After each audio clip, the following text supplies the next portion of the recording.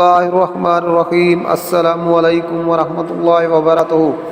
ابن اسحاق کا بیان ہے کہ ایک دفعہ عرائش کا ایک شخص کچھ اونٹ لے کر مکہ آیا۔ ابو جہل نے اس کے اونٹ خرید لیے اور جب اس نے قیمت طلب کی تو ٹال مٹول کرنے لگا۔ راشی نے تنگ آ کر ایک روز حرم کعبہ میں قریش کے سرداروں کو جا پکڑا اور مجمع عام میں فریاد شروع کر دی۔ دوسری طرف حرم کے ایک کونے گوشے میں نبی کریم صلی اللہ علیہ وسلم تشریف فرما تھے۔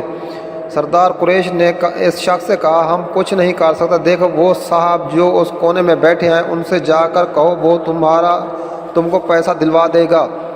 عرائشی حضور صلی اللہ علیہ وسلم کی طرف چلا اور قریش کے سردار نے آپس میں کہا، آج لطف آئے گا۔ عرائشی نے جا کر نبی کریم صلی اللہ علیہ وسلم سے اپنی شکایت بیان کی۔ آپ صلی اللہ علیہ وسلم اسی وقت اٹھ کھڑے ہوئے اور اسے ساتھ لے کر ابو جہل کے مکان کی طرف روانہ ہوئے۔ سرداروں نے پیچھے ایک آدمی لگا دیا، کچھ گزرے اس کی خبر لا کر دے۔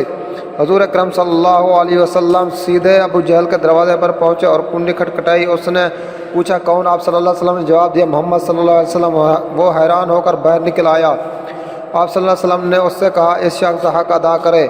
اس نے کوئی چونو چرا تو نہیں کیا، سیدھا اندر گیا اور اس نے اونٹوں کی قیمت لا کر اس کے ہاتھ میں دے دی۔ قریش کا مخبر یہ حال دیکھ کر حرم کی طرف دوڑا اور سرداروں کو سارا ماجرا سنایا اور کہنے لگا، واللہ آج وہ عجیب معاملہ دیکھا ہے جو کبھی نہ دیکھا تھا۔ ابو جہل جب نکلا تو محمد صلی اللہ علیہ وسلم کو دیکھتے ہی اس کا رنگ اڑ گیا اور جب محمد صلی اللہ علیہ وسلم نے اس سے کہا کہ اس کا حق ادا کر دے تو یہ معلوم ہوتا تھا جیسے اس کے جسم میں جان بھی نہیں آئے۔